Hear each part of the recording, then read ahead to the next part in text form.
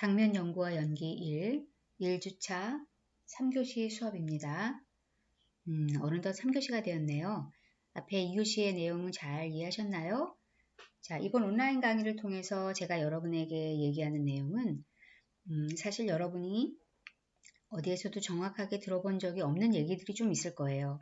어렴풋하게는 알았지만 정확하게는 모르는 얘기, 그런 얘기들을 정확하게 알고 넘어가는 시간이 되었으면 좋겠어요.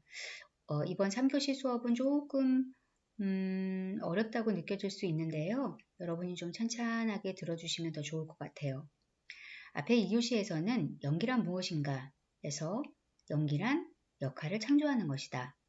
역할 창조를 위해서 배우가 적극 활용해야 하는 수단은 상상력이다 라는 얘기를 했었고요. 우리가 흔히 말하는 정서기억은 역할 창조의 연기 방법으로 바람직하지 않은 방법이다. 그리고 그 이유에 대해서도 좀 이야기를 해봤어요. 그리고 제가 수업 시간에 계속 역할과 극중인물이라는 단어를 동시에 쓰는데요. 이건 같은 말이에요. 수업하는 과정에서 표현을 문맥에 따라서 달리할 뿐인 거죠. 자, 이 정도는 여러분 헷갈리지 않으실 수 있으시죠? 우리가 지금 하고 있는 연기에 대한 이야기는 나중에 실습 수업을 할 때도 계속 나오게 되는 얘기예요. 지금 잘 들어두시면 후에 실습 시간에도 계속 상기가 되면서 도움이 될 거예요. 자, 그럼 이번 3교시에는 연기에는 정답이 있는가? 라는 주제를 가지고 수업을 해보겠습니다. 수업이 진행되면서 앞에서 얘기했던 정서기억과 상상력에 대한 얘기가 계속 나와요. 연기에는 정답이 있는가? 와, 이 얘기 정말 많이들 하는 얘기죠. 여러분 어떻게 생각하시나요? 연기에는 정답이 있다고 생각하시나요? 연기에는 정답이 없다고 생각하시나요? 아마 대부분 연기에는 정답이 없다 이렇게 생각하시는 분들이 많을 거예요. 연기란 수학과 같이 어떤 수식이 있는 답이 아니라고요. 네, 맞는 말이에요. 연기는 수학이 아니죠. 그런데 여러분 한번 잘 들어보세요. 연기는 수학은 아니지만 답이 있어요. 네, 연기에는 정답이 있습니다. 그게 뭘까요? 바로 연기의 정답은 역할이에요. 다시 한번 말할게요. 연기에는 정답이 있고 그 정답은 바로 극중인물, 역할입니다. 내가 햄릿을 연기해야 할 때 셰익스피어가 써놓은 햄릿이라는 정답이 있어요. 햄릿이 어떻게 느끼고 어떻게 행동하는지 셰익스피어가 다 써놨잖아요. 아르까지나가 어떻게 느끼고 행동해야 하는지, 니나가 어떻게 해야 하는지 안톤 체홉이 다 써놨어요. 딸에 대하여라는 연극에서 그 딸에 대하여라는 연극은 제가 최근에 공연한 작품인데요. 제가 맡았던 엄마라는 역할이 어떻게 행동해야 하는지, 어떻게 느껴야 하는지 작가가 다 써놓았어요. 그게 바로 연기의 정답이죠. 그 정답을 향해서 가는 거죠. 물론 그 정답을 향해서 가는 과정이 배우마다 조금씩 다를 수 있어요. 여러분이 집에서 학교로 오는 방법이 조금씩 다를 수 있는 것처럼요. 어떤 사람은 KTX를 타고 오고 또 어떤 사람은 여유롭게 지하철 타고 오기도 하고 또 어떤 사람은 통학버스를 선택하기도 하고요. 각자의 선택이 조금씩 다를 수는 있죠. 하지만 학교라는 목표, 학교라는 정답은 똑같잖아요. 연기도 역할이라는 답을 향해서 조금씩 다른 과정을 거칠 수는 있지만 어쨌든 도착해야 하는 정답은 모두 햄릿이라는 거예요. 어때요? 조금 이해가 가셨나요? 연기에는 정답이 없다 라고 말하는 거는 연기를 어떻게 해야 하는지 체계적으로 알지 못할 때 드는, 알지 못할 때 생각할 수 있는 오류예요. 자, 우리는 배운 사람들, 배우는 사람들이니까 그런 오류를 범하면 안 되겠죠. 그런데 얼마나 좋아요? 정답을 알고 있으니까요. 역할이라는 정답을 알고 있으니까 그 역할을 향해 출발하는 발걸음이 좀 더 가벼워질 수 있지 않나요? 연기의 정답은 없다. 이러면서 여기저기 안개 속을 헤매는 것보다는요. 연기 연습은 역할이라는 정답을 향해 가는 바른 길, 좋은 길을 찾는 과정이에요. 호소대를 찾아오기 위해서 모두 한 방법을 쓸 필요는 없죠. 그렇지만 적어도 한 2시간 정도 안에는 올 수 있는데 그럼 그 길을 선택하는 게 좋지 않아요? 서울에서 출발한다면 바로 학교로 오면 되지 굳이 부산까지 갔다가 청주 들러서 다시 호소대로 올 필요는 없다는 얘기죠. 그러니까 다시 말하면 연기에도 역할이라는 정답이 있으니까 그 정답을 향해서 빠르고 정확하게 갈 수 있는 좋은 수단을 찾으면 엉뚱한 데서 헤맬 필요가 없다는 거예요. 여러분 어떠세요? 좀 명쾌해지지 않았어요? 자, 이제 우리는 연기에는 정답이 있다는 거를 알았습니다. 그 정답은 역할이고요. 그럼 이제는 배우가 어떻게 역할을 이해하고 인식할 것인가에 대해서 알아볼게요. 수학에서 답은 아는데 이 답이 왜 나왔는지를 모르면 그 문제를 다시 풀 수가 없잖아요. 연기에서도 햄릿이라는 오피리어라는 내가 가야 할 연기의 답은 알고 있지만 우리는 아직 햄릿에 이르는 오피리어에 이르는 정확한 길은 모르는 상태예요. 그걸 알아야겠죠. 즉 역할을 알아야 한다는 거예요. 자, 역할을 안다. 이 얘기는 후에 다시 희곡의 분석과도 연결이 되고요. 우리 수업의 내용인 장면 연구와 연기에도 아주 밀접한 관련이 있는 내용이기 때문에 잘 들어주시면 좋겠어요. 근데 사실 지금 우리가 하는 얘기들은 우리가 직접 실습을 하면서 직접 연기를 하면서 제 얘기를 듣고 실행해보고 또 듣고 해보고 하는 과정을 반복해야 이해하기 쉬운 부분인데 이렇게 말로만 하려니까 여러분도 좀 이해하기 어려운 부분이 있을 수 있을 거예요. 그래도 제가 최대한 쉽게 풀어서 설명하려고 하고 있거든요. 그러니까 조금 찬찬히 들어주시고요. 수업에서 이해가 잘 되지 않는 부분은 잘 기록해 두었다가 후에 우리가 다시 만나는 수업을 재개했을 때 수업 시간에 질문을 해주시면 답을 해드리겠습니다. 자, 연기는 역할 창조고 역할 창조를 위해서는 그 역할을 이해하고 인식하는 과정이 먼저 선행되어야 돼요. 여기서 인식한다는 거는 뭐냐면은 쉽게 얘기하면 역할을 알고 이해한다는 거예요. 그런데 앞에 2교시에서 얘기한 것처럼 배우가 역할을 이해하고 알아보는 방법은 정서의 기억보다는 상상력을 활용해야 한다고 했어요. 다시 한번 짚고 넘어가 보면 정서기억을 사용하는 방법은 극중 인물의 감정을 배우의 과거의 경험에 의해 자극된 비슷한 감정으로 대체하는 거기 때문에 문제가 될 수 있다고 했어요.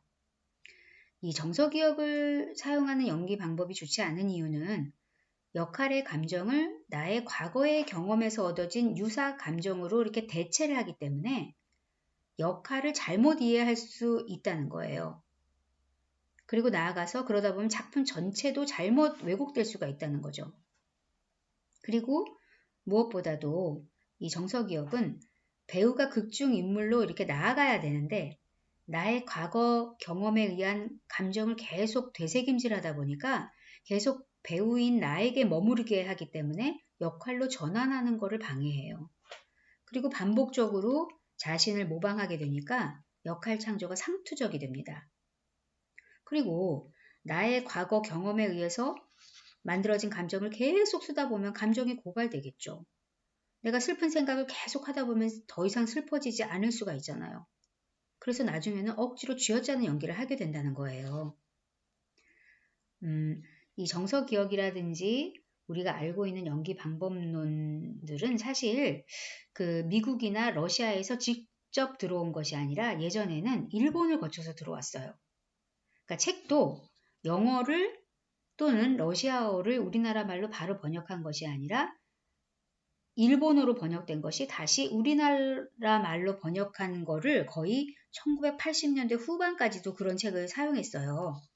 그래서 즉 오용, 잘못된 적용도 많았다는 거예요. 그래서 부작용이 더 많이 생긴 거일 수도 있어요. 그러니까 1990년대까지 연기를 가르치시던 분들은 사실은 자신들의 선생님들에게 그 체계적이기보다는 도제식, 그러니까 문화생처럼 이렇게 연기를 배우고 다시 그걸로 제자를 가르치는 것이 반복됐기 때문에 그 잘못된 방법인 그러니까 정서의 기억이 계속 오용되고 반복돼서 사용한 거예요. 그러니까 명확한 어떤 체계나 근거 없이 그 연기 선생님의 취향이나 스타일대로 연기를 가르치고 배웠던 거예요. 그리고 그때는 그 정식으로 연극과를 졸업하고 연기를 가르치는 사람보다는 대부분 대학의 연극부 동아리에서 연기를 배웠던 분들이 대학 교수를 하는 경우도 많았고요. 그랬어요. 그래서 이제 연극과를 나오고 체계적으로 연기를 가르치는 교수나 연기 지도자들이 나오게 된 게 이제 1990년대 후반, 2000년대 초반이에요. 그때부터 이제 정서 기억을 잘 알아보니까 이게 뭔가 잘못됐고, 그래서 비판이 일기 시작했고, 부작용이 많다는 걸 알게 된 거죠. 그러니까 아직도 그 정서 기억을 연기 방법의 어떤 연기를 하는데 주요 방법으로 가르치는 거는 그 공부를 안 하고 어디서 이렇게 들은 풍월로 계속 가르치시는 거예요. 그러면 안 돼요. 자, 이제 지나간 그 유행이었던 정서 기억 얘기는 이쯤 하기로 하고요. 새롭게 부상했으면서 앞으로도 그 자리를 절대 굳건하게 지킬 여러분의 영원한 무기, 상상력에 대해서 한번 얘기해 볼까요? 정서기억이 역할 창조의 출발을 나에 두고 있다면 상상력은 역할 창조의 출발을 역할에 둡니다. 이게 완전히 다르고 또 완전히 중요한 거예요. 그러니까 상상력을 활용하면 극중 인물을 곧바로 인식하게 되는 거예요. 그러니까 이거는 역할 창조를 하기 위해서 과거의 경험에 의해 내재된 정서를 떠올려야 되니까 끊임없이 나 자신에게로 되돌아와야 되는 정서 기억과는 완전히 다른 거죠.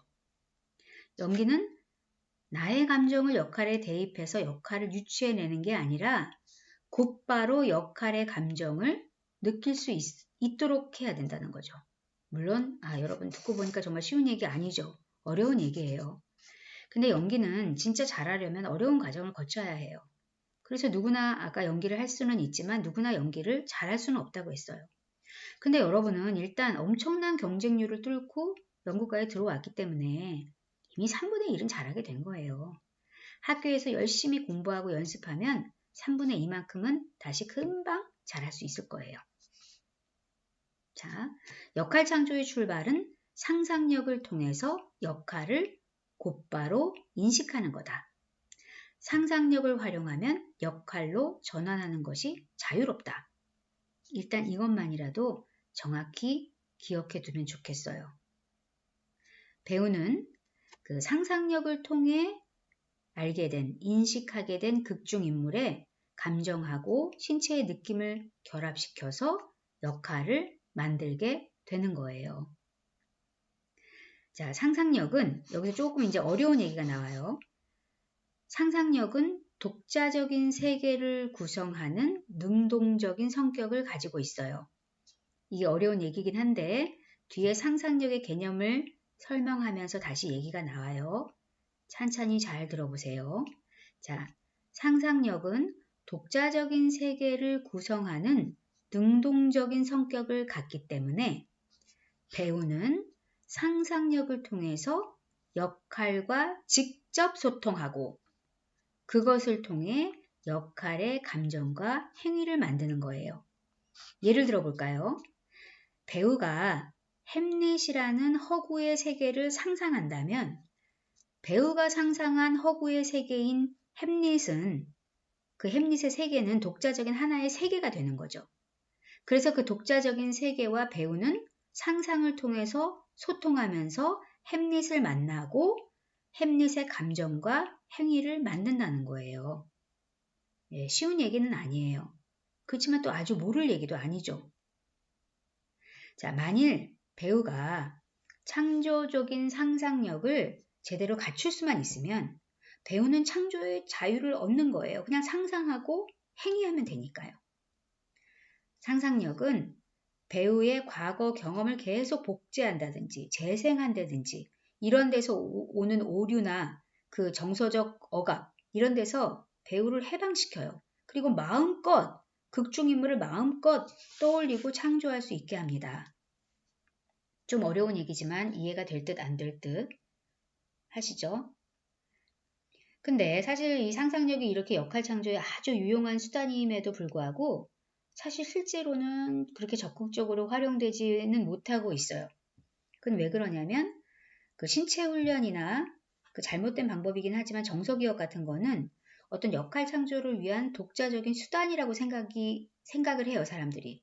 근데 상상력은 어떤 배우가 갖고 있는 독자적인 연기 수단이라기보다는 그냥 내가 마음속에서 뭔가를 구상하는 그냥 기본적으로 그냥 상상은 할 수 있으니까 이런 능력이라고 생각하기 때문에 그런 거예요. 그리고 조금 더 분석적인 배우들인 경우에는 이 상상력을 공상이나 환상 이런 것들하고 혼동을 해서 극중 인물을 이해하는 데 방해가 된다고 잘못 생각해요. 그러니까 상상하면 더 헷갈린다는 거죠. 그래서 이미 배우에게 내재된 이미 나한테 내 자신에게 있는 감정을 그냥 사용하는 것이 안정적인 역할 창조가 아닌가? 이렇게 생각하기도 해요. 그러니까 연기는 새롭게 무언가를 상상하기보다는 내가 이미 가지고 있는 감정을 사용해서 역할에 접근하는 게 더 쉽다라고 그냥 습관적으로 생각하는 거예요. 그런데 이건 역할 창조에 있어서 잘못된 방법이라 그랬죠.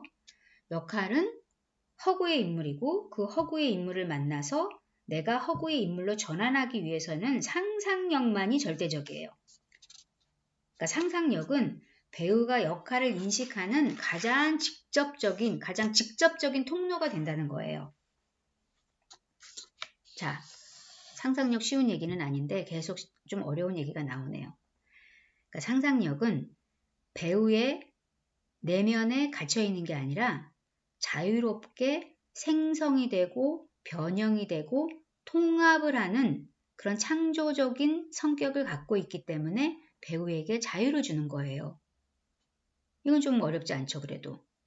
그러니까 상상력은 살아있는, 그리고 또 역할 창조를 위해 매우 중요한 연기 수단이 되는 거예요, 그래서. 그런데 사실 우리가 수업 시간에 상상력 자체를 연습할 수 있는 시간이 별로 없어요. 우리의 연기 수업 시간에는 독백이나 장면 연습을 하면서 대본이나 대사를 통해서 이렇게 바로 연기 연습을 시작하지 상상력만을 따로 연습할 수 있는 시간이 별로 없잖아요. 근데 상상력은 저절로 생기는 게 아니라 말 그대로 상상하는 능력을 연습하는 것을 통해서 키워야 되는 거거든요. 그래서 시간이 좀 부족하다는 게 아쉽지만 일단 그래도 상상력은 무엇이다 라는 것을 정확하게 이해하고 넘어간다는 것도 지금으로서는 아주 중요한 과정이 된다라고 생각을 합니다.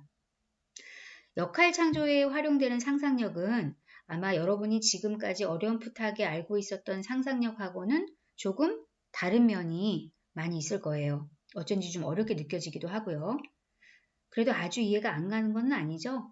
그러니까 어렵다기보다는 여러분이 많이 접해보지 않아서 생소하게 느껴져서 더 어렵게 들리는 것일 수도 있어요. 자, 여러분, 상상력이 뭔가요? 라는 질문을 받으면 어떻게 대답하시겠어요? 여러분은 금방 이거예요 라고 대답이 되나요? 아니면 알고는 있지만 정확히 말하려면 잘 안 되죠. 그래서 개념을 짚고 넘어가는 것이 중요하다는 거예요. 그러면 여러분이 상상력을 머릿속에 정확하게 새기기 위해서 한번 개념을 정립해 볼게요. 여기서도 조금 어려운 얘기가 나와요. 저도 될 수 있으면 좀 쉽게 풀어서 얘기를 해보려고 노력하는데 상상력 하면서도 여러분이 오늘처럼 그 상상력의 의미를 이렇게 독자적인 문제로 인식하고 생각해 본 적이 드물기 때문에 제 얘기가 더 어렵게 아마 느껴지실 수 있을 거예요. 자, 먼저 상상력의 사전적 의미는 마음속에서 눈에 보이지 않는 영상을 만들거나 경험을 초월한 세계를 만드는 정신적인 힘으로 인간 누구나가 갖고 있는 능력이다 라고 되어 있어요. 여기서 중요한 거는 영상을 만들고 경험을 뛰어넘는 세계를 만든다는 거예요. 이게 바로 연기에서 필요한 상상력인 거죠.